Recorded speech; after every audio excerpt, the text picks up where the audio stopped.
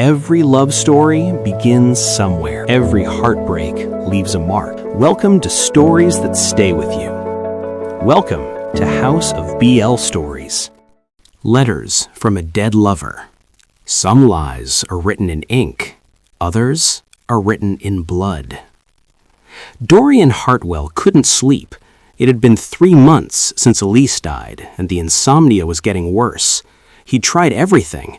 Drinking himself into oblivion, exhausting himself with long rides through the countryside, even taking the laudanum his physician prescribed. Nothing worked. Tonight was no different.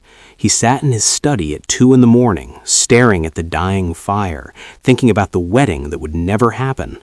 The invitations were still in the drawer of his desk. He couldn't bring himself to throw them away, but looking at them felt like swallowing glass. Elise Thornwood had been perfect, beautiful, intelligent, kind. Everyone said they were the ideal couple. Dorian had believed it too. He'd loved her, not with wild passion perhaps, but with steady affection and genuine respect. That was what marriage was supposed to be, wasn't it? Partnership, companionship, a life built together. Then she'd fallen from her horse. One moment she was alive, laughing as they raced through the Thornwood estate. The next, she was on the ground, her neck broken, her eyes staring at nothing. Dorian had held her body and screamed until his voice gave out. Now he existed in a gray fog, going through the motions of living without actually feeling alive. His friends told him it would get easier with time. He didn't believe them.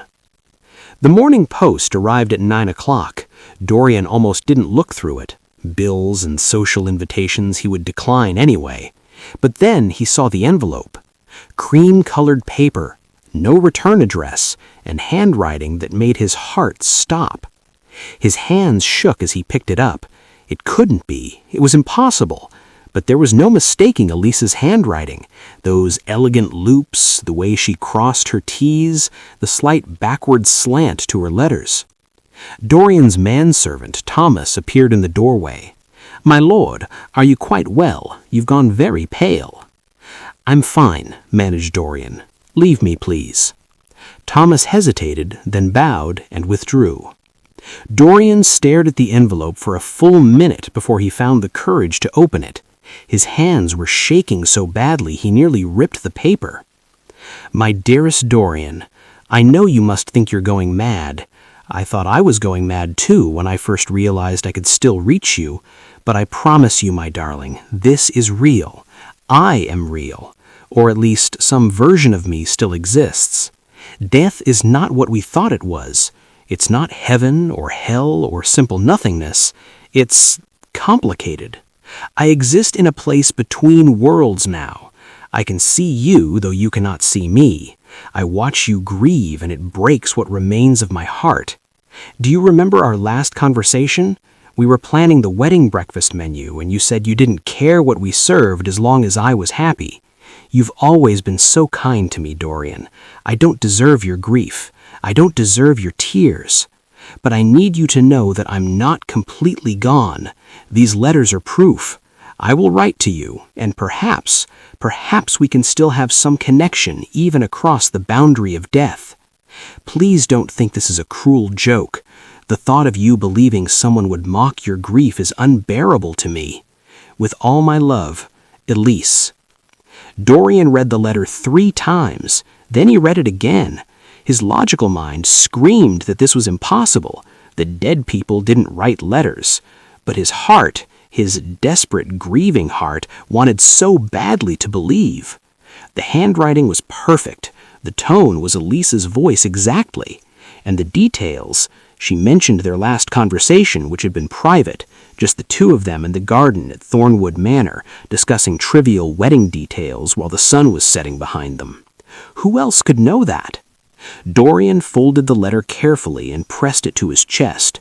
For the first time in 3 months, he felt something other than numbness. Hope, maybe. Or delusion. He wasn't sure which, and he wasn't sure he cared. Sebastian Thornwood stood in the groundskeeper's cottage on the edge of the family estate, reading Dorian's response by candlelight. "Elise, I don't know if this is real. I don't know if I'm losing my mind, but if there's even the smallest chance that you can read this, then I have to write back. Yes, I remember that conversation. I remember everything about that day. You wore a blue dress and there was a flower in your hair. You laughed when I said I didn't care about the menu and you told me I'd regret that attitude when we were serving nothing but bread and cheese. I miss you so much it feels like I'm drowning. The house is too quiet, the world is too empty. Everything reminds me of you and nothing brings me comfort. If this is real, if you're somehow still here, then yes, please write to me. I'll take whatever connection I can have, even if it's just ink on paper. Yours always, Dorian. Sebastian's hands trembled as he finished reading. The letter was addressed to Elise, but he absorbed every word as if it were meant for him. In a way, it was, because Elise no longer existed to receive Dorian's love. Sebastian was taking her place, word by word, letter by letter. He should have felt guilty, he knew that. His sister was dead and he was impersonating her to manipulate the man she had been engaged to marry Har. It was wrong on every level. But Sebastian had passed the point of caring about right and wrong. He'd crossed that line the moment he'd forged the first letter, and there was no going back now. Sebastian had been in love with Dorian Hartwell for 5 years. It had started at a country house party when Sebastian was 21 and Dorian was 23. Dorian was kind to him, genuinely kind, in a way that most aristocratic men weren't to younger sons of other families. They'd talked about books and horses and the ridiculous politics of the social season. Dorian had made Sebastian laugh, had listened when he spoke, and treated him like an equal rather than an inconvenience. Sebastian had fallen completely, hopelessly in love. The problem was obvious. Dorian liked women. He had a brief courtship with a merchant's daughter that ended amicably. He danced with dozens of young ladies at balls and parties. And when he met Elise at a dinner party 2 years ago, he was immediately interested. Sebastian had watched his sister and Dorian fall in love with each other, and it had been torture. Every smile Elise received, every touch, every private joke, Sebastian wanted all of that for himself. He'd lain awake at night imagining what it would be like to have Dorian look at him the way he looked at Elise, to be the one Dorian chose, the one Dorian wanted. But it would never happen. Men like Dorian didn't want men like Sebastian. That was simply the reality. So Sebastian buried his feelings and played the supportive brother. He'd stood up at their engagement party and given a toast wishing them happiness. He'd helped Elise plan the wedding, even though every detail felt like a knife in his chest. He'd prepared himself for a lifetime of seeing Dorian at family gatherings, married to his sister, forever out of reach. And then Elise had died. Sebastian had been devastated. He genuinely loved his sister. But as the weeks passed and he watched Dorian spiral into grief, a dark thought had begun to form. What if Elise's death didn't have to mean losing Dorian entirely? What if there was a way to keep him close, to forge a connection that Sebastian could never have had as himself? The idea was insane, but insanity felt better than the emptiness. Sebastian had spent a month practicing Elise's handwriting, copying her old letters until his forgeries were perfect. He'd stolen a bottle of her perfume to spray on the paper. He'd read through her diary, a violation of her privacy that made him sick, but he'd done it anyway, to learn intimate details about her relationship with Dorian. And then he'd sent the first letter. Now, holding Dorian's response, Sebastian felt a rush of something that might have been triumph or might have been shame. It had worked. Dorian believed.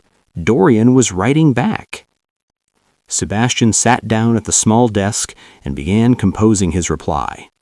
As he wrote, he slipped further into the character of Elise, letting her voice replace his own in his mind. It was easier that way. Easier to pretend he wasn't lying, wasn't manipulating, wasn't using his bed sister's identity to get close to the man he loved. My darling Dorian, you cannot imagine my joy at receiving your letter. to know that you believe, that you're willing to reach out to me across this impossible distance. It means everything. I want you to know that I don't blame you for my death. I know you've been carrying guilt, thinking perhaps you could have prevented the accident. You couldn't have. It was my time, and no one could have changed it. But I am grateful for one thing. I'm grateful that I can still offer you some comfort, even if it's only through these letters. You deserve to be happy, Dorian. You deserve to heal. Tell me about your days. Tell me everything, the boring details, the small frustrations, the moments that make you laugh. I want to know that you're still living, even though I'm gone. Forever yours, Elise. Sebastian sealed the letter and sprayed it with Elise's perfume. Tomorrow he'd arrange for it to be delivered to Hartwell House, and he'd wait, as he'd been waiting his whole life, for Dorian's response. The letters continued through November. Dorian wrote to Elise every few days, pouring out his grief and loneliness. He told her about the mundane details of his life, the estate management issues, the social invitations he declined, the long nights when sleep wouldn't come. He told her things he couldn't tell anyone else because who would understand? His friends thought he should be moving on by now. His family was uncomfortable with his continued mourning. But Elise, or whatever remained of her, understood. She always understood. Sebastian devoured every letter from Dorian like a starving man at a feast. Each one revealed something new about Dorian's inner life, his fears and hopes and vulnerabilities. Sebastian learned that Dorian sometimes had nightmares about the accident, that he'd been secretly worried he wasn't good enough for Elise, that he felt guilty for not loving her with more passion. That last confession made Sebastian's heart race. Dorian had loved Elise, yes, but it hadn't been the all-consuming romance everyone assumed. It had been quieter, more practical, a good match between two compatible people. Maybe that meant Dorian was capable of loving differently. Maybe that meant... No, Sebastian stopped himself from following that thought. This wasn't about making Dorian love him. This was just about maintaining a connection, about not losing Dorian completely. That's all. But as the letters grew more frequent and more intimate, Sebastian found himself wanting more. He crafted his next letter carefully, testing boundaries, seeing how far Dorian would go. Dorian, do you remember the night we announced our engagement? After the party ended, we were alone in your study. You'd had too much champagne and you were giddy with happiness. You kissed me, really kissed me, not the chaste pecks we'd exchanged before. Your hands were in my hair, and you pressed me against your desk, and I thought my heart would burst from wanting you. We stopped, of course. We were proper. We were going to wait until our wedding night to be together fully. But God, Dorian, I wanted you so badly that night. I wanted to tell you to lock the door and forget propriety, and just take me right there. I regret that now. I regret all the times we held back because of what society expected. What a waste to deny ourselves pleasure for the sake of appearances. I think about that night often. I think about what might have happened if I'd been braver, if I'd told you what I really wanted. Do you think about it too? Your Elise. Dorian read this letter in his bedroom and heat flooded through his body. This was the most explicit Elise had ever been, even in life. She'd always been reserved, modest to the point of primness. These letters revealed a side of her he'd never fully seen. Or maybe death had changed her. Maybe being freed from her physical body had also freed her from social constraints. Dorian knew he should feel uncomfortable with this direction the letters were taking, but instead he felt aroused, interested. He remembered that night, remembered the weight of Elise's body against his, the small sounds she'd made when he'd kissed her neck. He wanted her too. He wanted to forget propriety and pull up her skirts and see what it felt like to be inside her. But he was a gentleman, and gentlemen waited. Now he wondered if that was a mistake. He wrote back with matching boldness. Elise, yes, I remember that night. I remember everything about it.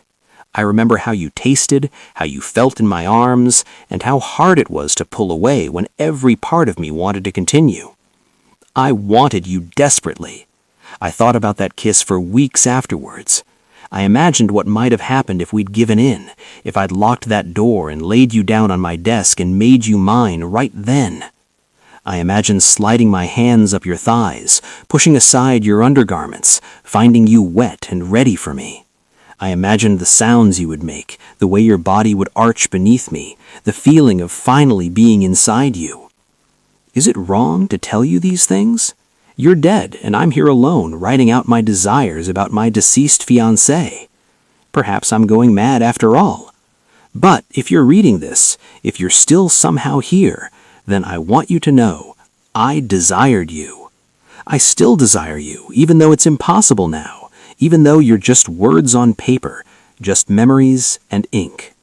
God help me, but I want you still. Dorian. Sebastian read Dorian's letter 3 times, his whole body trembling.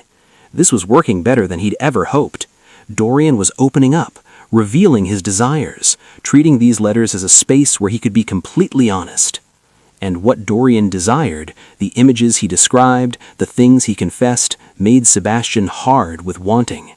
He imagined himself in Elise's place, imagined Dorian's hands on his body, imagined being taken on that desk.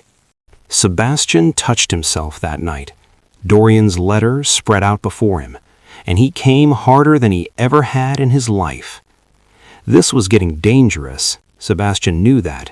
He was falling deeper into the deception, letting it consume him. He should stop before it went too far. But he didn't stop. Instead, he wrote back, Dorian, you're not going mad, and it's not wrong to tell me these things. I want to hear them. I want to know every desire you've ever had, every thought you've never spoken aloud. I wish I could touch you again. I wish I had a body that could feel pleasure, that could respond to your hands and your mouth and your... well, you know what I mean. Since I can't have that, let me have this instead. Tell me everything. Describe what you would do to me if I were there with you. Don't hold back. In these letters, we can have what we were denied in life. I'm yours, Dorian, completely yours, in whatever way you want me. Elise. The letters became a fever dream of desire and longing. Dorian and Elise engaged in increasingly explicit correspondence, describing fantasies and needs they'd never voiced when she was alive. Dorian wrote about how he would undress her slowly, kissing every inch of skin as he revealed it, how he would use his mouth on her until she begged for release, how he would finally enter her and make her his completely. Elise responded with equal passion, describing how she would touch him, taste him, take him into her body. The letters grew so explicit that Dorian kept them hidden in a locked drawer, terrified anyone might discover them. Sebastian, meanwhile, was losing himself in the role. He wasn't just pretending to be Elise anymore. He was living in her skin, experiencing Dorian's desire through her identity. Every letter from Dorian felt like a confession meant for Sebastian himself, even if Dorian would never knowingly desire another man. By mid-December, Sebastian decided he needed more. The letters weren't enough. He wanted to see Dorian, wanted to touch him, wanted to make these written fantasies real. He knew it was insane, knew it was unforgivable, but he'd already crossed so many lines. What was one more? He wrote the most dangerous letter yet. My darling Dorian, I have incredible news. I've been granted a gift, one night in the physical world, one night where I can return to a body, where I can be with you the way we both want. It will happen on the winter solstice, December 21st. The barrier between life and death is thinnest on that night, and I've been promised I can cross over for a few hours. Come to Thornwood Manor at midnight. Come to my old bedroom in the East Wing. I'll be waiting you there. This is our chance, Dorian. Our chance to have the night we were denied. One perfect night together before I must return to the shadows forever. Please say you'll come. I need you more than I can express. Your Elise. Dorian stood in front of Thornwood Manor on the night of December 21st, staring up at the imposing house. Snow was falling softly, coating everything in white. The east wing windows were dark, except for one, Elise's old bedroom, where a single candle burned. This was insane. He knew it was insane. Dead people didn't get temporary passes back to the physical world, even on the winter solstice. And yet he climbed the steps. He entered through the servants' door he knew would be unlocked. He made his way through the silent, empty halls toward the east wing. Sebastian had sent the servants away for the Christmas holiday. He waited in Elise's room, his heart racing so hard he thought it might burst through his ribs. He dressed carefully, in one of Elise's nightgowns, the white silk falling to his ankles. His hair, which he'd kept longer than was fashionable, was styled like hers. In the dim candlelight, with careful positioning, he could pass for Elise, at least long enough to get Dorian into the room, into the bed. He heard footsteps in the hallway. Sebastian positioned himself by the window, silhouetted against the faint moonlight, keeping his back to the door. His hands were shaking. This was it. This was the moment everything would either work or fall apart completely. The door opened. "Elise?" Dorian's voice was barely a whisper, rough with emotion and disbelief. "Dorian," Sebastian spoke softly, pitched his voice higher, matching the feminine tone Elise had used. "You came. I don't believe this is happening." "Come closer." Sebastian didn't turn around. "Not yet. Please." Dorian moved into the room, closing the door behind him. His footsteps on the wooden floor sounded deafening in the silence. He stopped a few feet away, and Sebastian could feel his gaze burning into his back. "Let me look at you," Dorian said, his voice cracking. "Let me see your face." This was the moment. Sebastian turned slowly, keeping to the shadows, letting the candlelight play across his features without fully illuminating them. Dorian gasped. "Elise!" In the darkness, with the nightgown and the hair and the practiced mannerisms, Sebastian looked enough like his sister. They'd always shared similar features, the same shape of face, the same build, the same coloring. In flickering candlelight, with desperation and grief clouding Dorian's judgment, it was enough. "Kiss me," Sebastian whispered. "I've waited so long." Dorian crossed the distance between them in 3 strides and pulled Sebastian into his arms. The kiss was desperate, hungry, full of months of grief and longing. Sebastian melted into it, finally touching Dorian after 5 years of wanting him. Dorian's hands moved over the nightgown, finding Sebastian's waist, his back, his shoulders. "I need you," he breathed against Sebastian's mouth. "God, I need to feel you." They stumbled toward the bed, still kissing, still pressed together. Sebastian let Dorian guide them, let him take control. His hands were everywhere, relearning what he thought was Elise's body. Sebastian bit his lip hard to keep from making sounds in his natural voice. Let Dorian push him down onto the bed. Felt Dorian's weight settle over him. "I love you," Dorian whispered against Sebastian's neck. "I've missed you so much." Sebastian closed his eyes, those words piercing through him like arrows. Dorian loved Elise, would never love Sebastian. But for this one night, he could pretend the words were meant for him. "Show me," Sebastian whispered back, keeping his voice soft and high.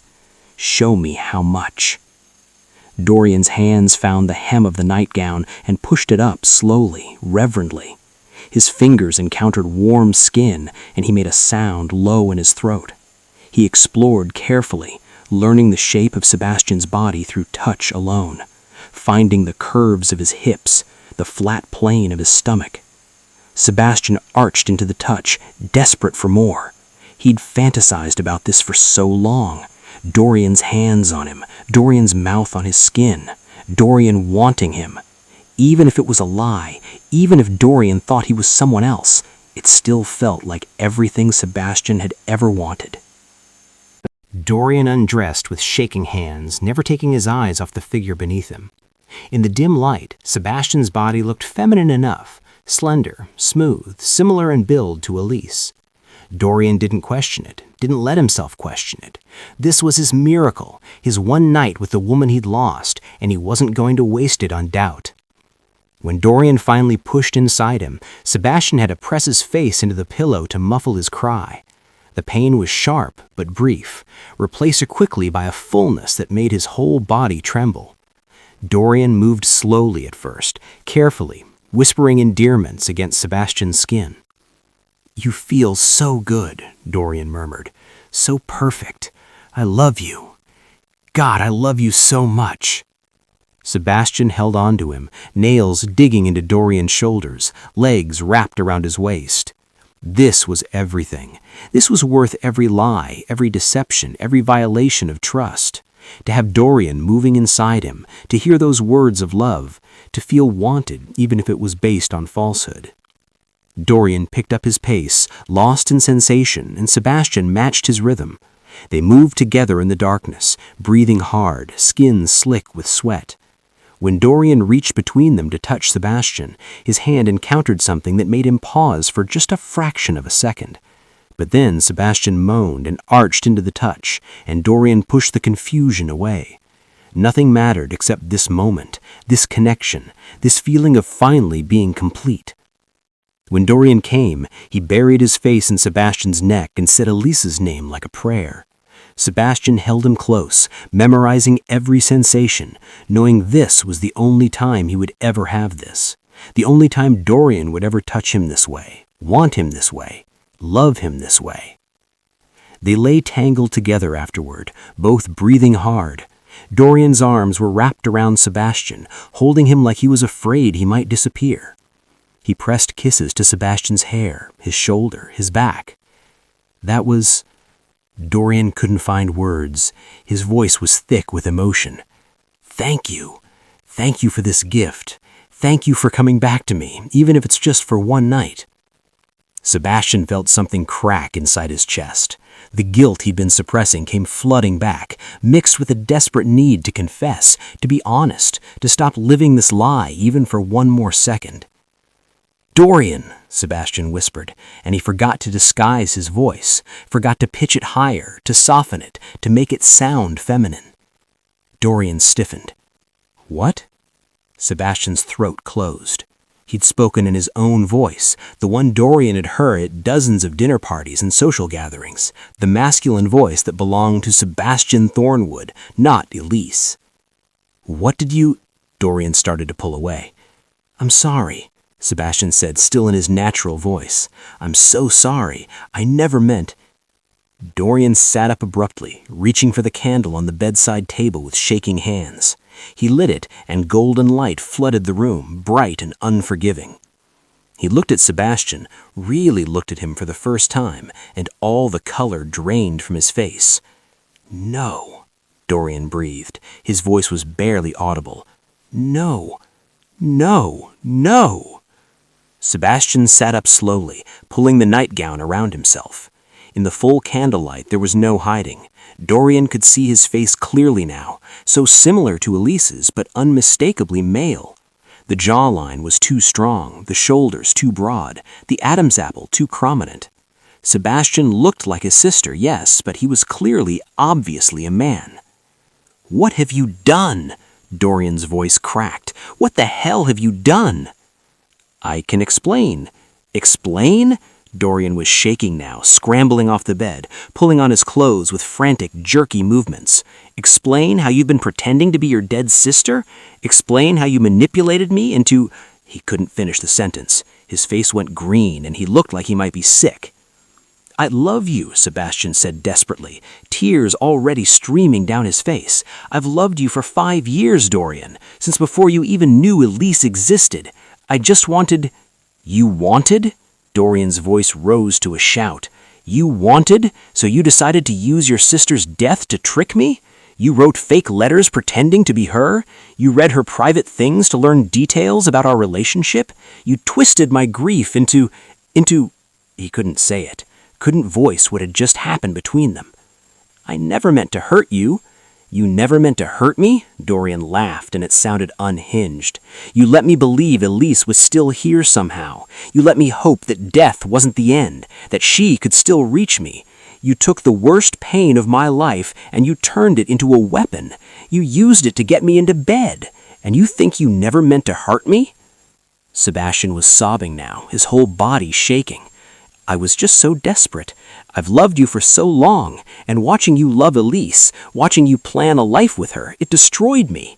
And when she died, I thought maybe I could have just a piece of you, even if you never knew it was me.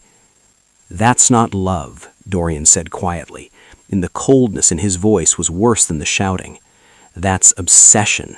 That's sickness. Love doesn't manipulate. Love doesn't deceive. Love doesn't violate someone's grief for its own selfish purposes. He finished dressing with shaking hands. He needed to leave, needed to get out of this room, away from Sebastian, away from the horror of what had just happened. Those letters, Dorian said hollowly, all those intimate things I told you, you knew the whole time it was you reading them. You knew I was confessing to Elise, and you just absorbed all of it. You learned everything about me through lies. I wanted to know you, Sebastian whispered. You don't know me. Dorian's hands were balled into fists. You know the version of me that existed in those letters, the grieving, vulnerable, desperate version. You manipulated that version into trusting you, into wanting you, into... His voice broke completely. Into having relations with you. The full weight of what had just happened was sinking in now. Dorian had just had sex with a man, with Sebastian Thornwood, with his dead fiancé's brother. His body felt foreign to him, tainted, wrong. He'd never been attracted to men, never even considered it. He was supposed to marry Elise, have children, build a normal life. But he'd just fucked Sebastian, and his body had responded, had wanted it, had found pleasure in it. What did that make him? What did it mean about who he was? Do you want to know the worst part? Dorian said, moving toward the door. His voice was barely a whisper now. For a moment, just a moment, when you turned around, some part of me knew, some instinct told me it wasn't Elise, but I was so desperate to believe, so desperate for it to be real, that I ignored my own mind. So I suppose I'm as much a fool as you are a monster. Sebastian flinched like he'd been struck. Dorian, please, don't. Dorian held a hand. Don't say my name. Don't try to explain. Don't ask for forgiveness, because I will never, ever forgive you for this. He opened the door and walked out, his footsteps echoing down the hallway. Behind him, Sebastian collapsed on the bed and finally let himself break completely. He sobbed until his throat was raw, until his eyes burned, until there were no tears left. He had gotten his one night with Dorian Hartwell, and in doing so, he had destroyed any possibility of ever having anything real with him. He had destroyed Dorian's trust, his sense of safety, his ability to grieve his fiancée without that grief being tainted by violation. Sebastian had taken everything from Dorian, and he had done it out of love. No, love doesn't do this. Love doesn't hurt and violate and destroy. What Sebastian felt was something darker, something twisted, something that wore love's face but had none of its substance. Dorian rode back to Hartwell House through the snow, his mind blank with shock. He couldn't think, couldn't process. His body felt like it belonged to someone else, someone who had done things Dorian couldn't accept. He'd had sex with a man, with Sebastian Thornwood. The knowledge kept cycling through his mind over and over, each repetition making him feel sicker. Dorian had never been attracted to men, never looked at another man with desire, never wondered what it might be like. He'd always assumed he was normal, that he would marry a woman and have children and live the life expected of him. But he'd just fucked Sebastian, and it had felt good. His body had responded with genuine arousal and pleasure. He'd been inside another man, had moved against him, had found release in him. What did that mean?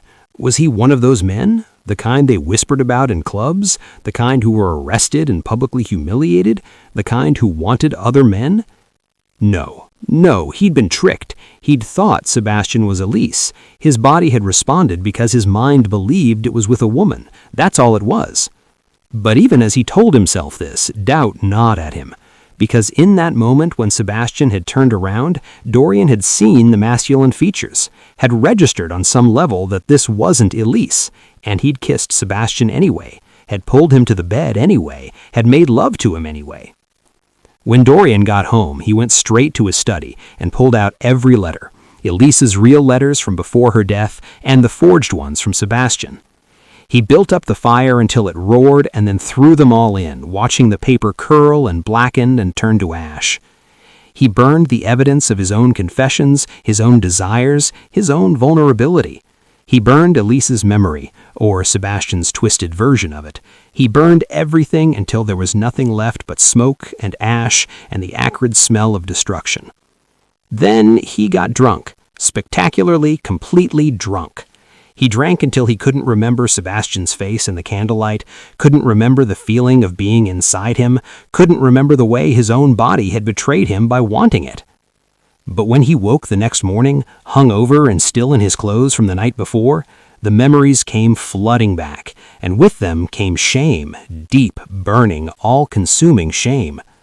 He'd been violated. Sebastian had tricked him, manipulated him, used his grief as a tool.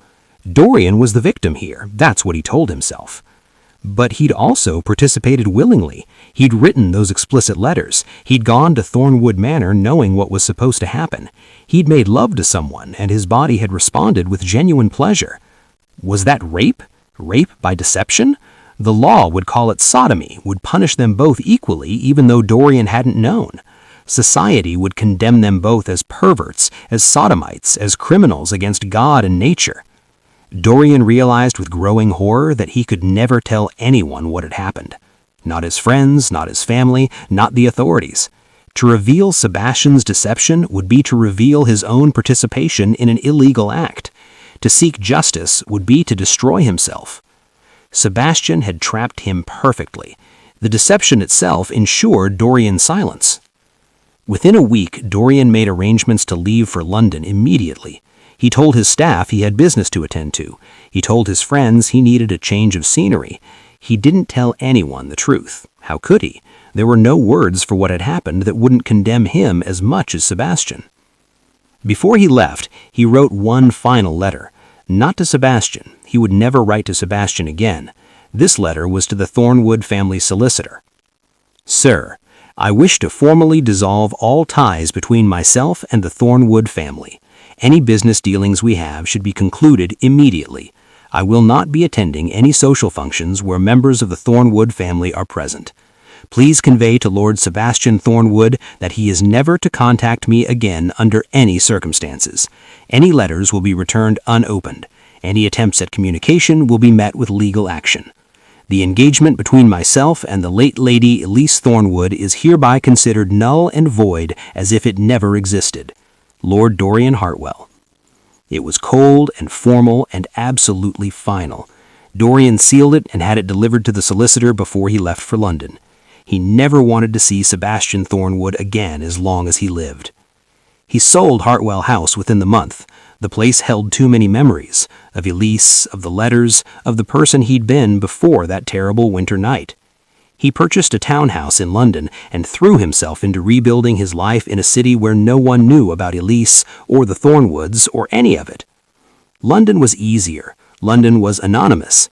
In the endless social swirl of the city, Dorian could reinvent himself as someone who had never been engaged, never been in love, never been violated in the cruelest possible way. He attended parties and dinners, he joined clubs, he made new friends who didn't ask questions about his past. He built a life around politics and business investments, filling his days so completely that he had no time to think about what happened. But the nights were harder. Alone in his bedroom with nothing to distract him, the memories would come back. He would remember those letters, the intimacy he'd shared with someone he thought was Elise, the way he'd poured out his grief and desire onto paper, not knowing Sebastian was absorbing every word.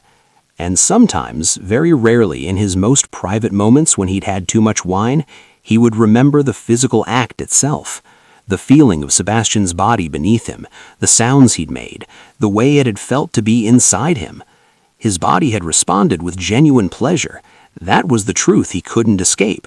Even knowing it was a man, even in those few seconds before he'd fully registered Sebastian's face, some part of him had wanted it. What did that mean? Was there something wrong with him? Something broken or twisted or unnatural? Dorian never examined those questions too closely. He couldn't. To follow that line of thinking would be to question everything he believed about himself. Better to lock those memories away, to pretend they didn't exist, to focus on building a respectable life in London. He was invited to court several young ladies. His friends suggested it was time to think about marriage again. He was nearly 30 after all, and needed an heir. Dorian went through the motions of courtship with a few suitable women. He danced with them at balls, took them for rides in the park, made polite conversation over tea. But he could never bring himself to propose, could never imagine sharing a bed with any of them, being vulnerable with them, trusting them with his heart. Sebastian had destroyed that capacity in him, had taken his ability to trust and shattered it beyond repair. So Dorian remained unmarried. He told himself he was still mourning Elise, that he simply wasn't ready. His friends eventually stopped suggesting matches. His family resigned themselves to the fact that the Hartwell line might end with him. Years passed. Dorian heard occasional news of Sebastian through mutual acquaintances, carefully edited news, since everyone assumed the families had simply drifted apart after Elise's death. Sebastian had become a recluse, they said. Never came to London, rarely left Thornwood Manor. There were rumors of melancholy, of drinking, of a man destroyed by grief for his sister. One particular rumor reached Dorian in his 3rd year in London. An old school friend mentioned casually over brandy that Sebastian Thornwood had been found unconscious in the groundskeeper's cottage, having drunk himself nearly to death. The servants had found him in time, but it had been close, very close. Tragic, really, the friends said. He was always a sensitive sort. Losing his sister broke something in him, I think. Dorian said nothing. He lifted his glass and drank, feeling nothing at all. Later, alone in his study, he wondered if he should feel satisfaction. Sebastian had destroyed him after all. Didn't he deserve to suffer? But Dorian felt no satisfaction. Just a dull ache that might have been pity or might have been the recognition that they were both broken by what had happened that winter night. Both trapped in their own private hells, unable to escape, unable to heal. Sebastian lived at Thornwood Manor like a ghost haunting his own life. The first year after Dorian left was the worst. Sebastian couldn't eat, couldn't sleep, couldn't function beyond the bare minimum required to keep the estate running. He spent most of his time in Elise's room, surrounded by her things, reliving that one night over and over in his mind. Sometimes he remembered it as perfect, the feeling of Dorian's hands on him, the words of love whispered in the darkness, the sensation of finally being wanted. In those moments, he could almost convince himself it had been worth it. But then reality would crash back in, and he would remember Dorian's face when the candle lit, the horror, the disgust, the sense of betrayal so profound it had turned Dorian's features into something Sebastian barely recognized. Sebastian had destroyed the man he loved. That knowledge aided him constantly, a gnawing pain that never diminished. He thought about apologizing, wrote dozens of letters to Dorian, pouring out his remorse and self-hatred and desperate need for forgiveness, but he never sent them. What would be the point? There were no words that could make this right, no apology that could undo the violation. Sebastian burned the letters instead, just as Dorian had burned Elise's correspondence. He watched his words turn to ash and thought it was fitting. Everything he touched turned to destruction. The guilt became unbearable. Sebastian started drinking heavily, using alcohol to numb the constant shame. He avoided mirrors because he couldn't stand seeing his own face, the face that looked so much like Elise's, the face he'd used to trick Dorian into bed. One night, drunk and despairing, Sebastian took a bottle of laudanum to the groundskeeper's cottage, the same cottage where he'd read Dorian's letters, where he'd crafted his lies, where he'd planned his deception. It seemed fitting to end things there. He drank half the bottle before his valet found him. They pumped his stomach and brought him back, and Sebastian awoke to find himself still alive, still trapped in his shame, still existing in a world where he had to live with what he'd done. His parents came to visit after that. They sat beside his bed and begged him to tell them what was wrong, what had driven him to such despair. Sebastian almost told them, almost confessed everything. His love for Dorian, the forged letters, the deception, the one night that had destroyed them both. But in the end, he stayed silent. To confess would be to destroy what remained of Elisa's memory, would be to admit to crimes that could see him imprisoned or worse. So he lied again, told them he was simply overwhelmed by grief for his sister, that he would recover with time. His parents believed him because they wanted to believe him. They hired a companion to watch over him, to ensure he didn't try to harm himself again. Sebastian endured the supervision, endured the worried looks and careful monitoring, endured the slow passage of days that all felt exactly the same, gray and empty and meaningless. After a few months, he convinced everyone he was better. He ate regular meals, stopped drinking so heavily, participated in estate management. He played the role of a man recovering from grief well enough that the companion was dismissed, and his parents stopped their frequent visits. But inside, nothing changed. Sebastian was still trapped in that moment when Dorian had looked at him with horror and betrayal, still reliving it every night when he tried to sleep.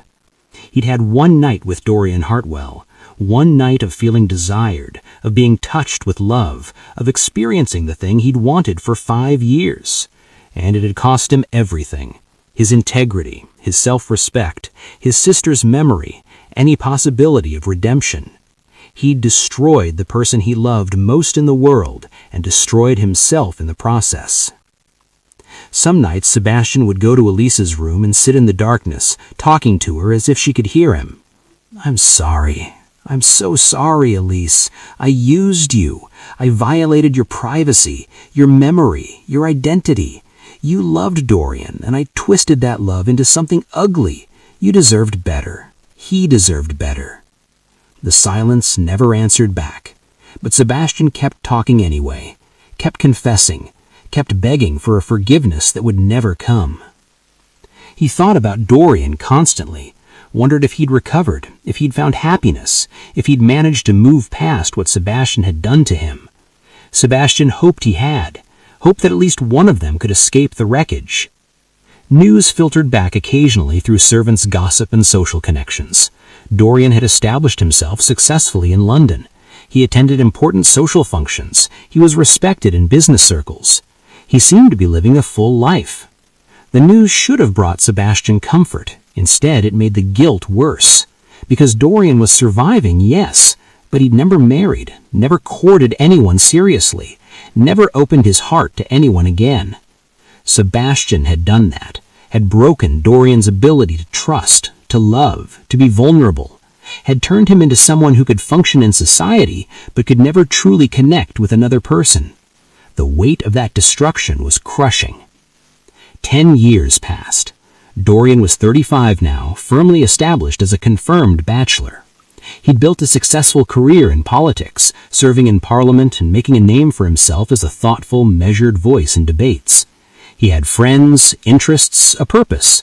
From the outside, he looked like a man who had overcome tragedy and built a good life. But he still couldn't bring himself to trust anyone completely, still kept his emotions carefully guarded, still woke sometimes in the middle of the night, remembering Sebastian's face in the candlelight, feeling again that mixture of horror and arousal and shame. He'd never touched another person intimately after that night. The few times he'd tried to move forward with a potential bride, his body wouldn't cooperate.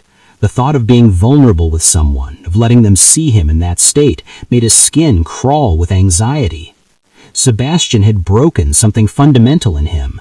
He'd learned to live with it the way one learns to live with a missing limb.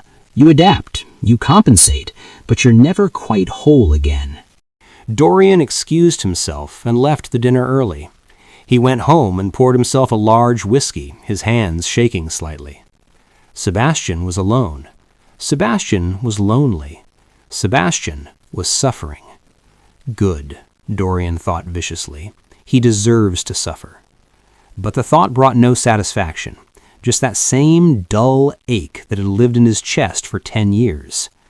They were both trapped, both destroyed by what had happened, both living half-lives, going through motions, existing but not truly living. And neither of them would ever be free. Appreciate you watching. Hit subscribe, like, and share. See you in the next story.